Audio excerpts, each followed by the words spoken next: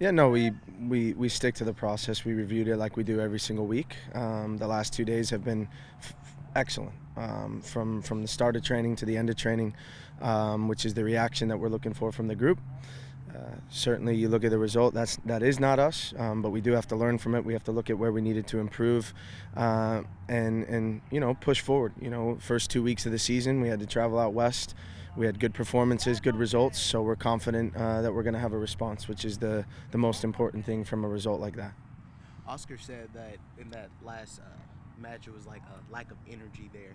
I guess how surprising is that for you? Because like this program has always thrived on that energy and playing hard. Yeah, I think that was the biggest thing to be disappointed about. You're at home in front of a packed stadium, and to not have the urgency, the intensity, and the mentality that's expected of this group.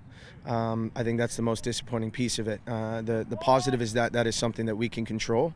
The messaging to the group is, as you said, that is what's expected here when you're on this team, and to make sure that we respond on the weekend against Sacramento. You played Sacramento last year under some extenuating circumstances with them, I think holding a few guys out for the Open Cup, but they returned most of that team. They're off to an unbeaten start. What do you expect this weekend from them, from their style of play, and what you'll be up against? Yeah, it's a difficult opponent in a difficult environment. I know Briggsy really well. I have a lot of respect for him and how he manages his group. They have a lot of quality. They're going to be a team that is difficult to break down, a team that doesn't concede a lot of goals. But again, when I look at the group that I have and I look at the quality of training so far this week, I'm confident that we can go there and get 3 points. I think we have to keep building. We have to improve. And we have to learn from what happened on Saturday. That hasn't happened in my time here, not even close to a performance like that, in my opinion. And we have to make sure that we respond. You have to manage things any differently here, training-wise, with another trip. Yeah. It's difficult.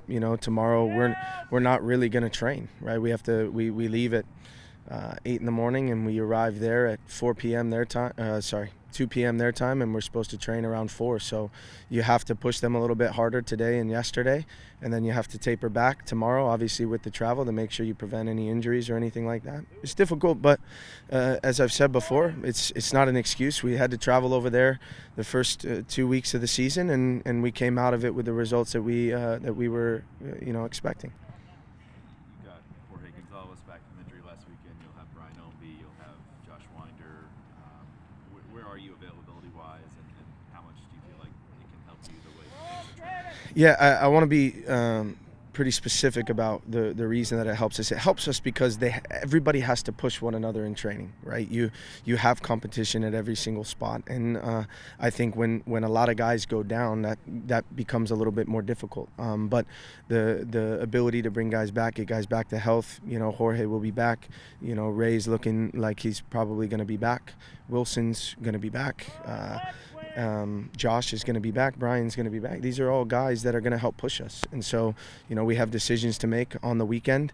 But, ultimately, as I've said before, despite the result on the weekend, I believe in everybody in the locker room. We've gone through injuries before at this club, and we've come out of it ahead. So want to make sure that, most importantly, the group understands what's happened but reacts the right way. Perfect. Thanks, Danny.